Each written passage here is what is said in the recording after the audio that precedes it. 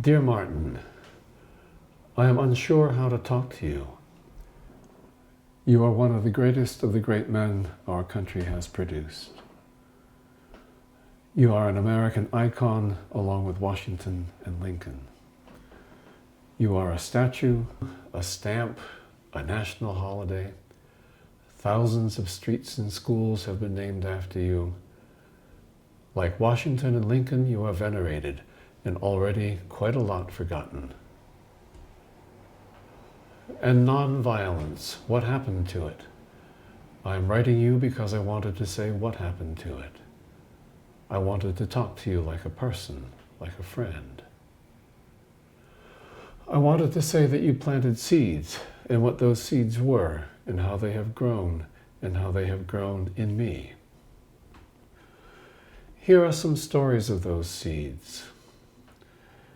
You told about the Montgomery bus boycott, of having to give the most decisive speech of your young life. You had almost no time to prepare. You were possessed by fear. With nothing left but faith, you turned to God in prayer. With a mammoth crowd filling the church and the grounds outside, with television cameras ready to send your image and words across the world, with no notes or manuscript, you said words like these. We are here this evening for serious business. We are here in a general sense because first and foremost, we are American citizens. And we are determined to have the fullness of our citizenship. We are here because we love democracy and our unshaken belief that democracy transformed from words on paper to living action is the most powerful force on earth. You know, my friends, there comes a time when you get tired of being trampled by the iron feet of oppression. There comes a time when you get tired of being plunged into the abyss of humiliation, where you experience the bleakness of despair. There comes a time when you get tired of being shoved out of the glittering sunlight of life's warm summer and left in the piercing chill of winter. And no, we are not wrong in what we are trying to do. If we are wrong, then the Constitution of the United States is wrong. If we are wrong, then God Almighty is wrong. If we are wrong, then Jesus of Nazareth was just a utopian dreamer. We are not wrong. We are determined to fight until justice pours down like water and righteousness runs like a mighty river. And the people rose to their feet with a powerful wave of applause. You realized that this speech, with scarcely any preparation, had evoked more response than any other speech or sermon that you had ever given. You came to see for the first time what the old preachers meant when they said, "Open your mouth and God will speak for you."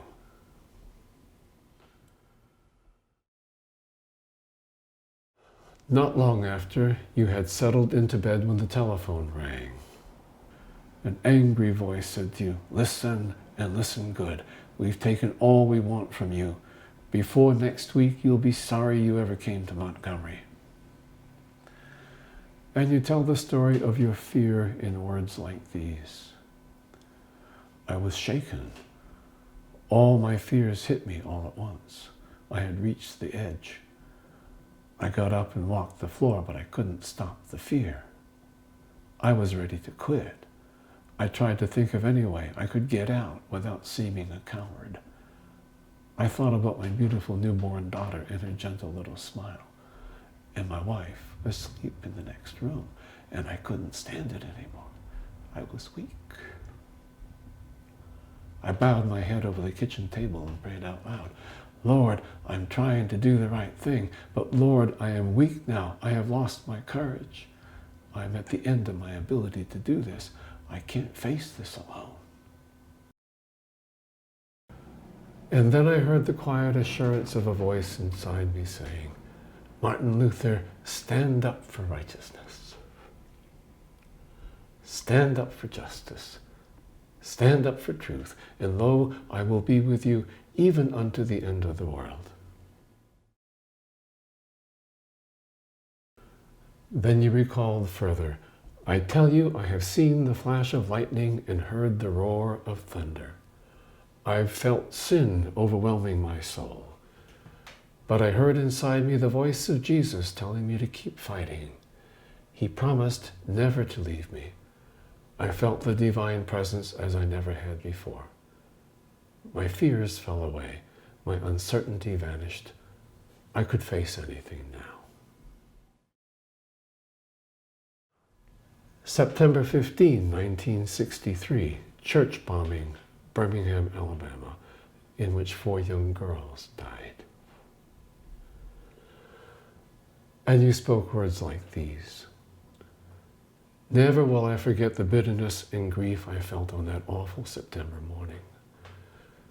Children are God's promise to us, and no one could tell what life could have been for those young girls.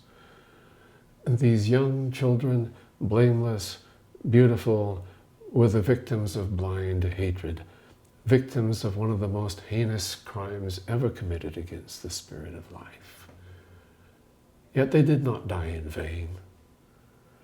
They are heroines and martyrs of a holy crusade for freedom, justice, and dignity. So they have something to say to each person, whether black or white, that we must choose courage over caution. They say that we must see and think past the individuals who murdered them to the system and way of life that produced these murderers. Their deaths say to us that we must work with all our hearts and without ceasing to bring the American dream into reality. No, their deaths were not in vain. God can still render good out of evil. The music, the sorrow songs, the freedom songs that got you through the darkest times. W.E.B. Du Bois once wrote, "The Negro folk song, the rhythmic cry of the slave, stands today as the most beautiful expression of human experience born this side of the seas. It has been neglected, despised, mistaken, and misunderstood, but it remains as the singular spiritual heritage of the nation and the greatest gift of the Negro people." So, in 1871, the pilgrimage of the Fisk Jubilee Singers began. North to Cincinnati they rode, 4 half-clothed black boys and 5 girl women, led by a man with a cause and a purpose. They went, fighting cold and starvation, shut out of hotels, and cheerfully sneered at, ever northwards.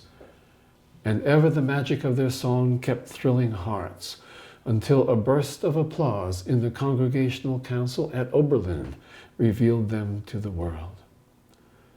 Then the soft melody and mighty cadence of Negro song fluttered and thundered.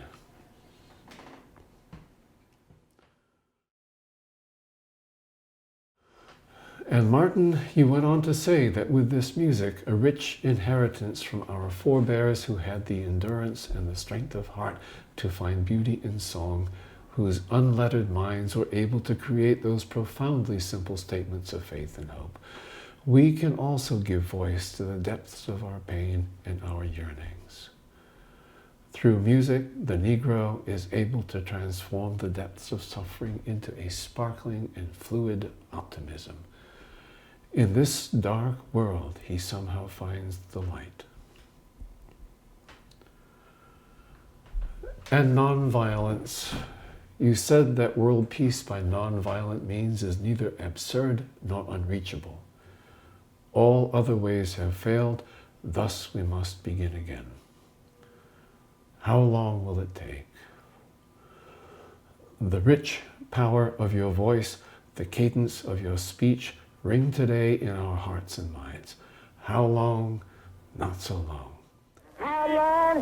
Not long. Because because the arc of the moral universe is long, but it bends toward justice. Yes, sir. How long? Not long. Not long. Because mine eyes have seen the glory of the coming of the Lord. Yes, sir. He's trampling out the vintage where the grapes of wrath are stored. Yes, sir. He's loosed the fateful lightning of his terrible swift sword. Yes, His sir. truth is marching on. Yes, sir. His truth is marching on. Lincoln's words on leaving Springfield for Washington in 1861 could have been your words. He said, "What great principle or ideal is it that has kept this Union so long together? I believe it was that sentiment in the Declaration of Independence which gave liberty to the people of this country and hope to all the world. This sentiment was the fulfillment of an ancient dream, that men might one day shake off their chains and find freedom in the brotherhood of life. We gained democracy, and now there is the question whether it is fit to survive. Perhaps we have come to the dreadful day of awakening and the dream is ended. If so, I am afraid it must be ended forever. I cannot believe ever again that men will have the opportunity we have had. Perhaps we should admit that and concede that our ideals of liberty and equality are decadent and doomed. And yet, let us believe it is not true. Let us live to prove that we can cultivate the natural world that is about us and the intellectual and moral world that is within us, so that we may secure an individual, political, and social prosperity whose course shall be forward, in which, while the earth endures, shall not pass away. I commend you to the care of the Almighty, as I hope that you, in your prayers, will remember me. Goodbye, my friends and neighbors." Then a little more than a century later, in February of 1968, just 2 months before your own passing, you spoke out thoughts like these in a Sunday sermon. "Once in a while, I think about my own death and my own funeral. Not in a morbid way, but I ask, what would I want someone to say? If any of you are here when it is my time to meet my end, don't make it a long funeral. And if someone gives a eulogy, ask them not to make it too long. And every once in a while, I wonder what I might ask them to say. Ask them not to mention the Nobel Peace Prize. That's not important. Ask them not to mention all the other awards or where I went to school. Those things are not important. On that day, I'd like someone to mention that Martin Luther King Jr. tried to give his life in the service of others. On that day, I'd like someone to say, I tried to love somebody. Say that day that I tried to feed the hungry and clothe the naked. I want someone to say that Martin Luther King Jr. was a drum major for justice, a drum major for peace. Say that I tried to be a drum major for righteousness, and all those other shallow things won't matter. I won't have anything to leave behind. No money, none of the fine things of life. But all I want to leave behind is a committed life. And that's all I want someone to say. I thank you, Martin Luther King Jr., in the name of all of us here. God bless and rest in peace.